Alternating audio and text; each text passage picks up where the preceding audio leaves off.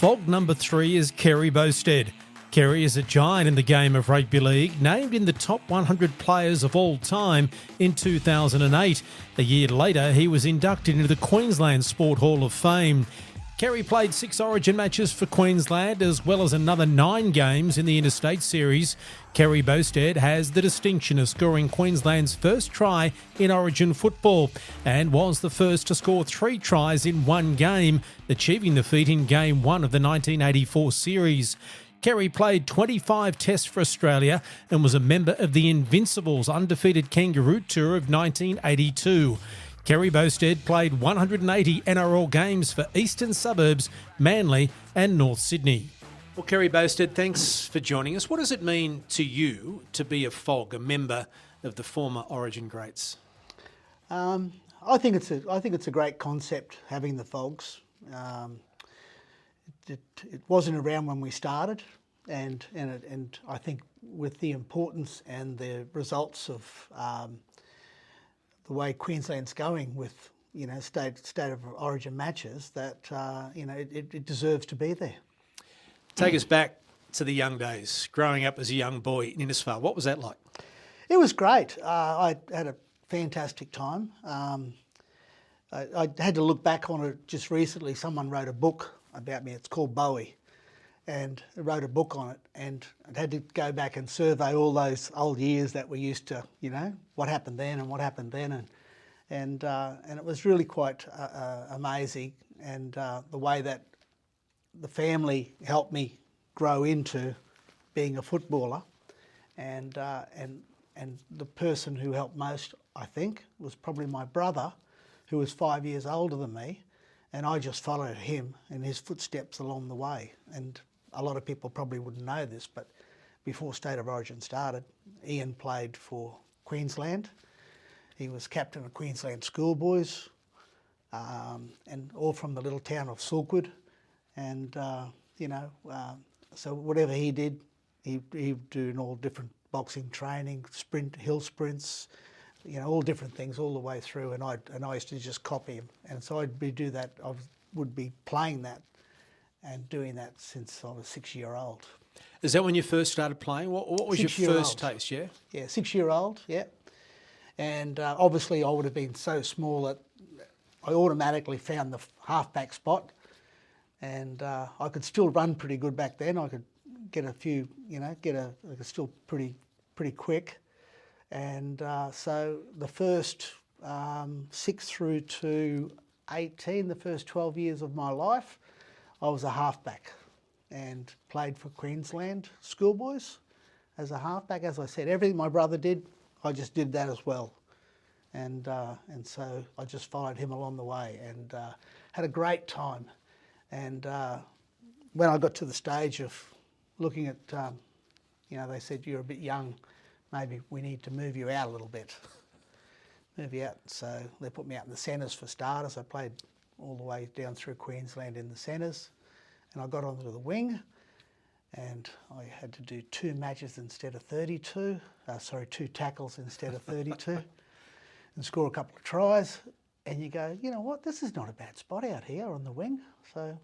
When did it start getting serious then? Like instead of following in your brother's footsteps, making some footsteps of your own, when did you realise that you had some ability and the interest started coming from down south?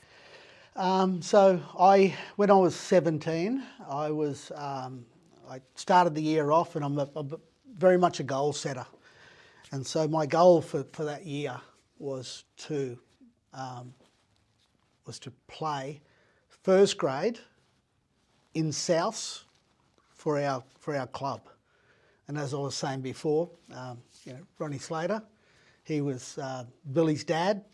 He was the captain coach of that side, and I just wanted to be a constant fixture of that particular side. So it started off like that, and then by the time we got to halfway through the year, I was playing for Australia. And it was just like, oops, I've got to change my goals a little bit. So you consolidated your spot with Souths. You had that locked up. I had it locked up. I had that locked up, yeah, very well. And But how did that come about? How do you go from being a 17-year-old kid wanting to play for Souths in Innisfail, and the next thing you know, you're playing for your country? game at a time. Seriously, a game at a time. And you never know what's going to happen. If you get injured in any of those on the way through, you'll never get there, especially from Innisfail, because it's a long way. And I really think that I was particularly fortunate to make it that far, because in that year that I went from playing from South in Innisfail to a Kangaroo tour at the end of the year, I played 56 games. And if I would have been hurt in the first 20, 25, I wouldn't have gone any further. Wouldn't have got any further at all. So it must have been head spinning for you though, going from Innisfail to a Kangaroo tour. Reflecting on it now, what are your memories? I'll get into that a little bit later before we. But you know, like I've got lots of memories. I remember very much all of it. You know, on the way through. You know, and you had to. And each time I had a spare weekend that I wasn't playing for Queensland or a country, Queensland country, or an Australian side or something like that, I was back in Innisfail playing back there. And Innisfail became very aggressive when I went back to Innisfail. And I really don't remember a weekend that I didn't have to go to hospital and get stitched up because... you were targeted? Because I was targeted. Yeah. They'd say, you know, oh yeah, you think you're that good, eh? Playing for Australia, eh? And so, and people are just, you know, as you're in back play, just try and knock you out and stuff like that. It was just a thing that it doesn't happen nowadays that you play in the bush, in inverted commas, and play Test football. I mean, there are pathways that doesn't happen anymore. But I suppose your first, outside of being noticed by Queensland, you caught the attention of the Rugby League public making your debut for Queensland against New South Wales at Leichhardt Oval, having to mark Terry Fay. It's down in folklore now. He was 3 times the size of you. What are your memories about that and marking such a big man, and all of a sudden everyone knows the name Kerry Boustead? Yeah, you just got to put a plan in place for it, for that particular thing, and I was very, very lucky in the first time I played it with Queensland, because we had our coach was an Australian winger, McDonald, and he put me on the wing, and I said, I've never played here before, mate. You know, like any tips, anything we should do? And he said, your focus is not on anything else bar that winger there. And that focus was there for the rest of my career. This was that, you know, my job was to make sure that my opposition winger didn't score a try. And so that was my focus for the rest of my career. And so that's something that he told me about, and I did straight away. And so when Terry Fay, when he came along, like I was halfback, and I'm used to tackling forwards all the time. My hardest players that I have to tackle are other wingers like me, because they'll step and they'll move backwards, they'll go frontwards, backwards, they'll go this way, they'll go that way. And Larry Corowa was on the other wing for New South Wales that night. Yeah, but Terry Fay, he would just run straight at you and try and knock you over, and he was like a front rower. And so you just hit him just above the knees, put a little twist on it, turn him back upside down, land on top of him, and then get back up and do it again, do it again, do it again. What I didn't realise is that the amount of force that he was hitting me with, the next day, I couldn't move my arm. So my arm was stuck to the side of my body. And they said, you all right? And I went, no, not really. I don't know what's going on. And it was stuck there. But it got better by about 3 days into the thing. And so, you know, I was right for the next game and the next game and the next game. But yeah, it actually just died for 3 days after Terry Fay attack, you know. So well, it didn't hold you back, because you go on in 1978, as you're saying there, in that particular year, to go on the Invincibles Kangaroo Tour with players who I'm sure that you would have looked up to, and Invincibles 82? oh, sorry, 82, 78. I'm talking about, sorry. So You go on the 78. 1978 tour. Yeah. I'm getting 4 years ahead of myself. Yeah. Even the 1978 tour, to go on a kangaroo tour Yeah.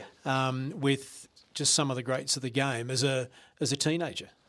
Yeah, it was daunting. I mean, I used to go out and used to drink beer and whatever in Innisfail, but going with all these blokes at an average age of 30-year-old on a tour for 2.5 months was, very hard for an 18-year-old From Innisfail. from Innisfail. Yeah, it was a big job, and some of the guys really looked after me. They made a point of looking after me, and which was fantastic. They were really good guys, and it was fun. But there's some things that you don't realise, So I'll give you one.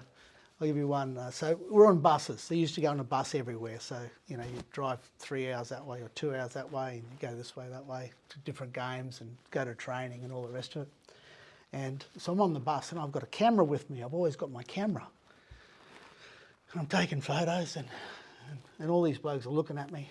Anyway, they didn't say anything. So I got off the bus this day and I had to go into the shop and get a coffee or whatever it was. Went in, came back out. And I looked at my camera and I got no photos left on it. It's like, I only got it yesterday. Where's all my photos? Where's my... In the old cameras, you had The a film, reel. yeah. You had a film, yeah. So anyway, I took it to the chemist to get it printed, out, and they came the next day. They said, mate, we did it for you, and we've decided to let it run, but you shouldn't be letting people take photos like that. I can only imagine. And I went, oh, what have we got? And there was 18 dick shots. So they got the young bloke. And it was them telling me, no cameras. Yeah. There was no cameras. And that the camera went for a spell for the rest of the time, so... So you come back... You can chop that one out if you want. you come back from the Kangaroo Tour. Yeah. And how do you get from Innisfail to Sydney? It's a move that almost didn't happen, did it? Well... it almost didn't happen, yep. So I actually signed the contract. I got offered a contract from the QRL during the year. And they told me some lies. Ron McAuliffe was not happy with Ron McAuliffe. He told me I'd be the highest paid player in Queensland and yeah. First person I spoke to was Artie Beetson afterwards, because we were playing with him. I was playing with him in the State of Origin, and Artie said, "Oh yeah, no." He said, "I get way more than that. Here's how much I get." And I went, "Oh, these blokes are liars, And so I just didn't take any notice of them. Didn't want to sign a contract. Didn't want to do anything like that. And when I went home and we came around to our grand final in Innisfail, Souths versus Uniteds in Innisfail. Bob Fulton, Artie Beetson and Royce Ailiff turned up at the game and offered me a contract to play for the Roosters there, which was a very lucrative contract and more than double of what QRL had offered me to stay in Queensland. And so I signed, and I went to my mum and said, "Are you right with this?" And she said, if we were talking a bit before about going to hospital every week to get stitched up, she said, "There's cameras down there. I think you might be right down there." And so her and Dad said, "Yeah, you're right, mate. Off you go. Go down to Sydney." So how big a move was it going from Innisfail to Sydney for a young bloke still? I know you've been on a kangaroo tour and etc., but it's still a big move, isn't it? Well, I moved into a place. They gave me a unit. My flatmate was Crusher Cleal, and he was a country boy too, and I couldn't go to sleep in the bedroom because of the amount of noise going past all the time. I come from country, And the amount of noise at Bondi Junction was just crazy. And so I slept under the kitchen table for the first 12 months of the year just to get proper sleep. So it was a big change. It was a big change from where I was. Were you ever tempted to head back north? No, I was happy. A great bunch of guys, good. And I love the football. And it's tough football, no doubt about it. It's tough football, but it's not dirty football. It's a lot cleaner than what it was in the country. It really was. So that was 1979, and then 1980 ticks around. You're playing for New South Wales as well at that time because it was pre-Origin. Yeah. What was that like for a boy from country Queensland to be representing New South Wales before Origin came in? Well, I had set those goals I spoke about earlier on, and my goals went from Innisfail, South and Innisfail, to playing for Australia, not playing for Queensland. Queensland wasn't a big thing at that particular time. And at that particular time, Queensland had lost 20 years in a row. And so if you just got through that game and had a reasonable game, you were happy with it, just playing for Queensland. But my goal then was playing for Australia. And so when I went to New South Wales, the only way that you can play for Australia from there is play for New South Wales. And you have to beat Queensland. So that's what we did. Memories of the discussion and the inception of Origin as one of the originals to play for Queensland. What are your memories and what were your thoughts about the idea of State of Origin? Ron McAuliffe called me at the time, and he said to me, Kerry, he said, I know that we've been a little bit nasty to you in the way we've handled things and stuff like that, because what they did was they actually made me pay a fee, which was half of what I got paid that year to play in Sydney. And so he said, we would really like you to come back up and play for Queensland, because New South Wales had already beaten them twice, and there'll be no hard feelings about it. And I didn't really pay a lot of attention to him, but I was still friends with a lot of the players that were in the side which I'd played with the year before. So it was. I would say, yeah, I'll come back and we'll do it. Yeah, fine. I'm a Queenslander, always will be. So that's what I'm doing. Did you think it would be what it is today when you got together in that first camp, I suppose, back in 1980? I don't think anyone really thought that it was going to be what it was, and we won the first 5 years of it, of State of Origin, and I was in that first 5 years, and I had a ball. It was really good, and it was great playing Crusher Cleal, so when you get to play your own roommates and out there on the field and that type of thing, it's really good.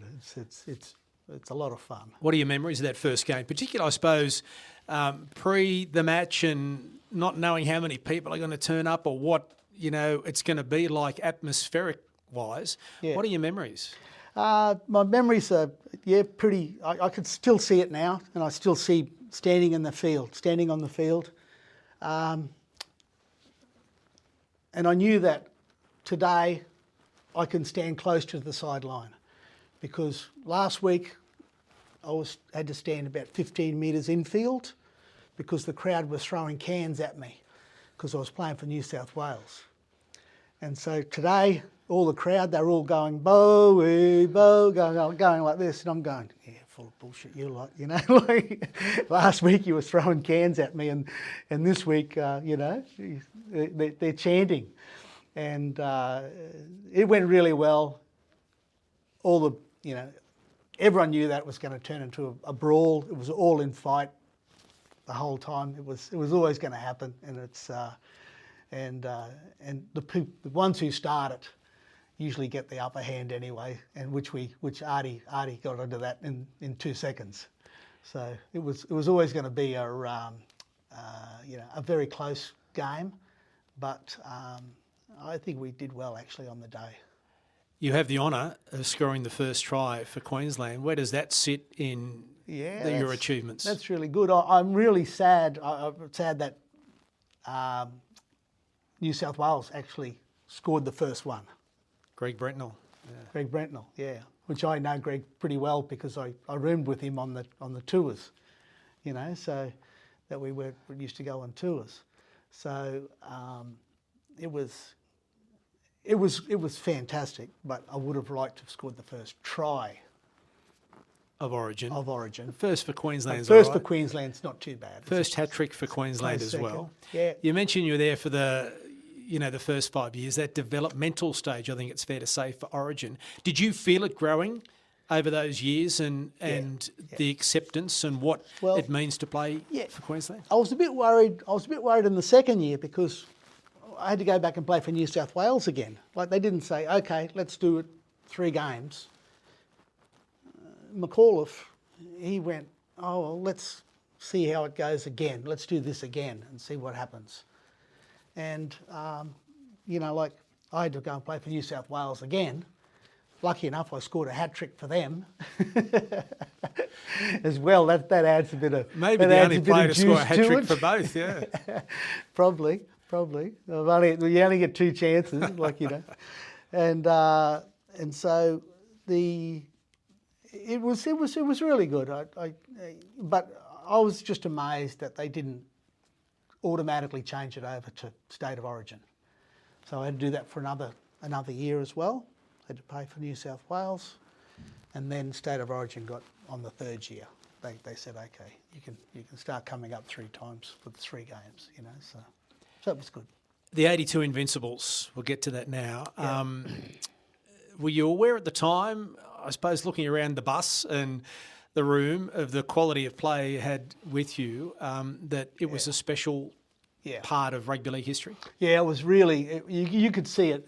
From what I saw, because I played in the 78 one, so I went on the 78 tour and then I went on the 82 tour. And the players, average age of the players in 78 would have been close to 28 to 30. And this lot were close to 24, around the 24 mark. And so we were fit. And the game in Sydney itself had got a lot more professional as well. I'm not sure how the game was going up here in Brizzy, but everyone was full on training and doing a lot more work and all the rest of it. And so we knew that we were going to at least beat them, but what you've got to be careful of is referees. Local referees, that might only have to catch a referee one in their lives and they want their team to win it. And in all seriousness, we lost to France in that 78 tour. We lost to France. And one of the scores of the referees was we got beaten 34 to 26, I think it was. And the penalty count was 32 to 2. And so they just had really good kickers. If you've got a really good kicker in France, you'll win the games. So we had to work that out as well. So we had to know that when we got to France, after we'd already beat all the English sides, we got to France, we had to make sure that we can control the referees. And that's what we did really well in that second game. I know Kangaroos tours are returning in a modified form at the end of the year, but do you reckon the modern player is missing out on some great life experiences by a couple of month tour of Great Britain and France? Yes and no. Yeah, it is a really good tour, but it is a long tour. Like, you play all year, and then you play another 16 games on tour, on top of what you did during the year as well. It does take a bite out of you, and you get a little bit of a start from Christmas through to a little bit of a spell, but not very much, not enough to put you back into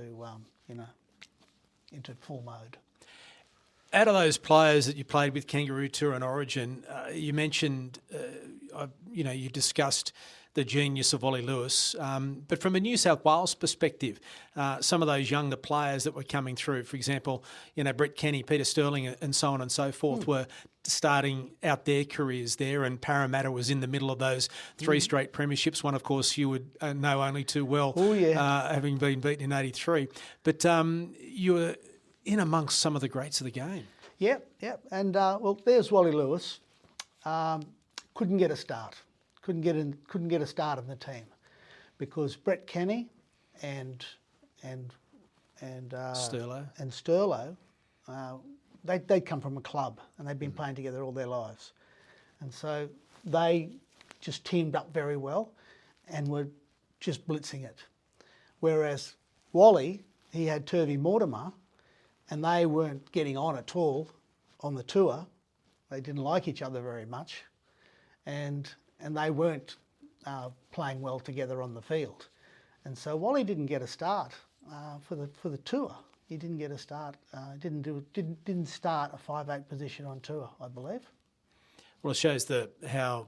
A test match. We're talking test. Yeah, it shows you how good a player too Brett Kenny was. He's a good player. Yeah, he's excellent. Yeah. So back home, you leave the Roosters, played in the 80 grand final, beaten by Canterbury. Then your great mate Bob Fulton heads back home to Manly. You end up playing for the Sea Eagles, make another grand final. What was it like playing on the Northern Beaches? It was good. When we were playing for the Roosters, a lot of the blokes were single and unattached, and we were all young, and so we were all having a great time, having a ball. Just by the end of that 4 years that I played for the Roosters, I got married, and a couple of the other guys did too, and we left with Bozo and went across to Manly, and it was like a whole different way of doing stuff. It was more professional, but there wasn't as much partying and stuff like that and going out, and it was just more family orientated, and I still had a good time, had a great time, but it was calmer than before. And ended up at the mighty North Sydney Bears. Is it fair to say that going back to the Terry Fay days, I suppose, and your size and the way you played the game started taking its toll on the body at the back end? Oh, yeah, I was... Manly actually wanted me to play for them for another 4 years, but because I had got injured, I'd broken 3 bones in the last 2 years, that they said... we're happy for you to play for us. We know you can play. It's all good. They said, but, we're paying you a heap of money and we're not getting enough games for you on it. So we're happy to pay you that money, but you've got to do it. We'll pay you separately for each match. And at that stage, I just had some kids and stuff like that as well. And so I said, no, I'm not up for that. I said, because I didn't know when I was going to break the next bone either. So I decided to, got a very good offer from the Bears, and they weren't putting it down to one match at a time. So I said, I'll go with the Bears. I'll go there. And that was a learning experience, I'll tell you. But I really enjoyed it. Good bunch of guys. We just weren't winning as many matches, and you really got to go back to the drawing table and work it out. And Frank Stanton at the first year was there, and he struggled a bit with it. And then along came Steve Martin. And Steve Martin had a very simple way of doing it, but it really just made everyone give 100% each week, and he did it perfectly. And there was a few Queenslanders playing at the Bears at that time. There was too, as well. yeah. So, who, Kerry, had the biggest influence on your career?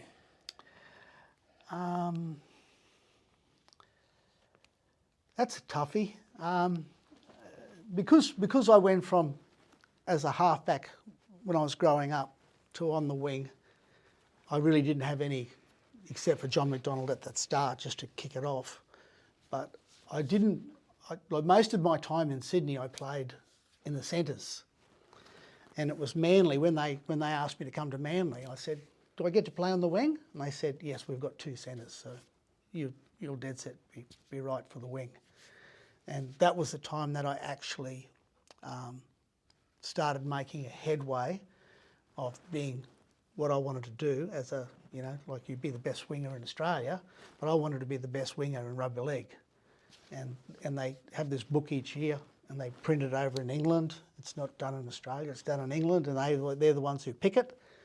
And in 1984 and 85, I got into the world side on the wing. And so that was my last goal that I had set at that particular time.